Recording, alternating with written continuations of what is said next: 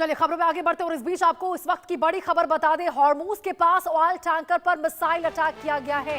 Engine room में भीषण आग लगी है। जहाज पर आपको बता दें इसमें 28 लोग सवार थे, 24 भारतीय थे। 24 भारतीयों में से 21 भारतीय सुरक्षित है, लेकिन 3 भारतीय लापता है। भारतीय दूतावास ने कहा है कि हालात पर हमारी नजर है। तो देखिए, स्ट्रेट ऑफ हॉर्मूज के पास एक ऑयल टैंकर पर मिसाइल हमले के बाद बड़ा समुद्री हादसा सामने आया है। हमले के बाद टैंकर के इंजन रूम में भीषण आग देखने को मिली है। जहाज पर कुल 28 लोग सवार थे, जिनमें 24 भारतीय थे और शुरुआती जानकारी के मुताबिक 21 भारतीयों को सुरक्षित बचा लिया गया है, जबकि 3 भारतीय अभी भी लापता बताए गए हैं। अब देखिए, घटना के बाद राहत और बचाव अभियान लगातार जारी है। भारतीय दूतावास ने कहा है कि वो पूरे घटनाक्रम पर लगातार नजर बनाए हुए हैं और स्थानीय प्रशासन के संपर्क में है।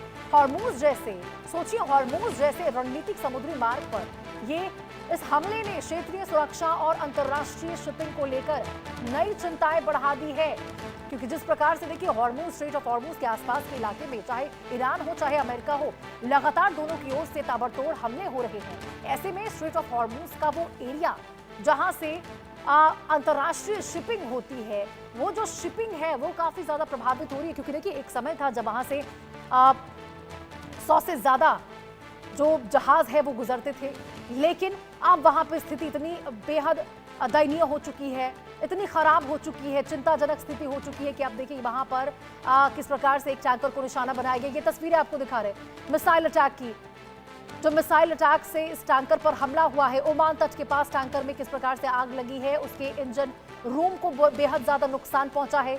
ये तस्वीरें आपको दिखा रहे उस क्षतिग्रस्त हुए टैंकर की, जिसके ऊपर 24 भारतीय सवार थे। और आपको बता दें, इसमें बड़ी खबर यह है कि 24 भारतीय में से 21 भारतीय तो सुरक्षित है, लेकिन 3 भारतीय लापता है, जिसको लेकर भारत सरकार की ओर से लगातार यहां पर जो अमेरिकी दूतावास है उससे जानकारी भी ली गई है। उसको लेकर अपडेट मांगा गया है, जानकारी साझा करने को लेकर कही गई है। इस अटैक को लेकर कि आखिर यह अटैक क्यों किया गया, किन वजहों से किया गया, और क्या अमेरिका को इसके बारे में जानकारी नहीं थी कि यहाँ पे भारतीय लोग भी सवार हैं, बावजूद इसके कि अमेरिका कहता है कि भारत अमेरिका पर विश्वास करे और उसके बाद इस प्रकार से ताबड़तोड़ हमले करना, जिसमें भारतीयों को अब नुकसान हो रहा है। यही वजह है कि देखिए, यहाँ पर भारत जो है वो अब इसको लेकर नजर बनाए हुए है, इस पूरे खबर पर, इस पूरे मामले पर सख्त रुख अपनाता हुआ नजर आ रहा है। और मिसाइल अटैक से देखिए एक बार फिर से समंदर में हड़कंप मच गया है।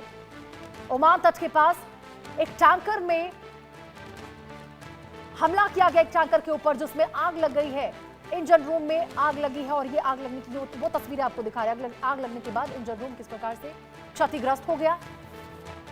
ऑयल टैंकर पर मिसाइल अटैक किया गया हॉर्मूज के पास, और उसके बाद एक बार फिर से स्ट्रेट ऑफ हॉर्मूज पर आपको बताएं, जो तनाव की स्थिति आसपास के एरिया में थी वो लगातार बनी हुई है। और ऐसे में अमेरिका, इजराइल और ये जो ईरान का युद्ध है वो शांति की ओर तो बढ़ता हुआ बिल्कुल भी नजर नहीं आ रहा है, क्योंकि मिसाइल अटैक से समंदर में देखिए हड़कंप मचा है।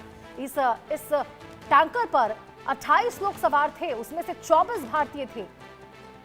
21 लोग तो सुरक्षित है, 21 भारतीय, लेकिन 3 भारतीय अभी भी लापता है, जिसको लेकर भारत की सरकार की ओर से जानकारी मांगी गई है अमेरिका से।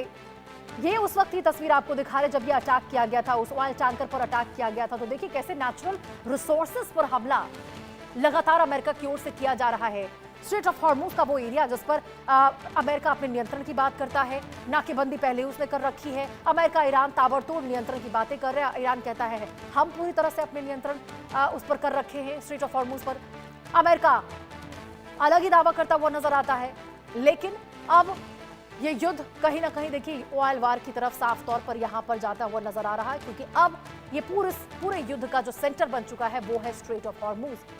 दोनों ही देश चाहते हैं कि जो पहले यहां पर स्ट्रेट ऑफ हॉर्मूज पर नियंत्रण कर लेगा, उनको पता है कि जो पहले स्ट्रेट ऑफ हॉर्मूज पर नियंत्रण कर लेगा उसके हाथों में ऊर्जा जो है वो आ जाएगी।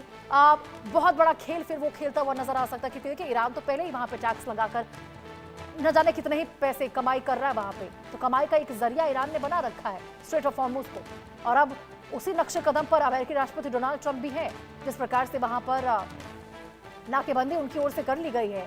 और अब जब तक ईरान नहीं चाहता उसके हिसाब से जहाज बाहर नहीं निकल पाते, अमेरिका नहीं चाहता उसके हिसाब से भी जहाज बाहर नहीं निकल पाते हैं।